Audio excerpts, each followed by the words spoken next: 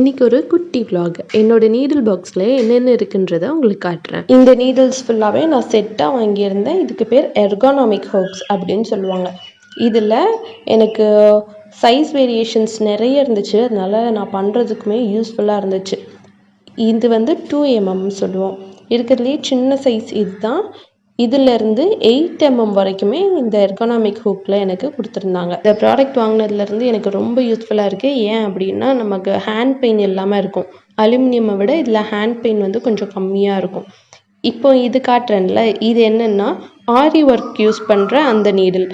இது வந்து நான் குட்டி குட்டி மைன்யூட் ஒர்க்ஸ் பண்ணுறதுக்காக யூஸ் பண்ணிப்பேன். லைக் எம்ப்ராய்டரி த்ரெட் வச்சு க்ரோஷே பண்ணுவேன். உங்களுக்கு ஐடியா இல்லை அப்படின்னா நிறைய சேனலில் நிறைய டுட்டோரியல்ஸ்லாம் போட்டிருப்பாங்க. அதை செக் பண்ணி பாருங்கள். நம்ம நார்மலாக ஒரு த்ரெட்டை பார்த்தோன்னே நமக்கு இது தான் யூஸ் பண்ணுவோம், இந்த நீடில் தான் யூஸ் பண்ணணும் அப்படின்ற ஐடியாவே இருக்காது. எதுக்காக அப்படின்னா நம்ம போட்டு பார்த்தா தான் தெரியும்.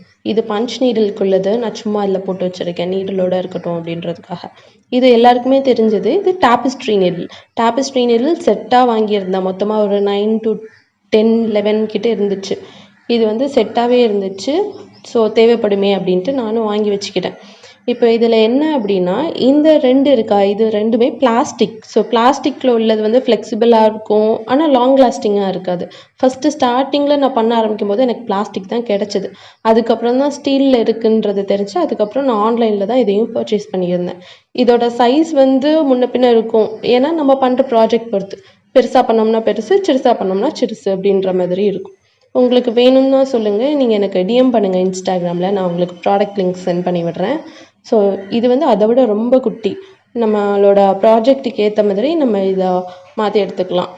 நம்ம ஒரே ஒரு இது பண்ண போகிறோம் அப்படின்னாலும் நமக்கு கரெக்டான சைஸ் தெரியணும். அந்த சைஸ் தெரிஞ்சாலும் அந்த நீடில் கிடைக்கணும். அதுக்கு நம்ம மொத்தமாகவே வாங்கி வச்சுக்கிட்டோன்னா நமக்கு யூஸ்ஃபுல்லாக இருக்கும். கிவியா ப்ராட் சப்ஸ்கிரைப் பண்ணி வச்சுக்கோங்க. அடுத்த வீடியோவில் பார்க்கலாம். தேங்க்யூ.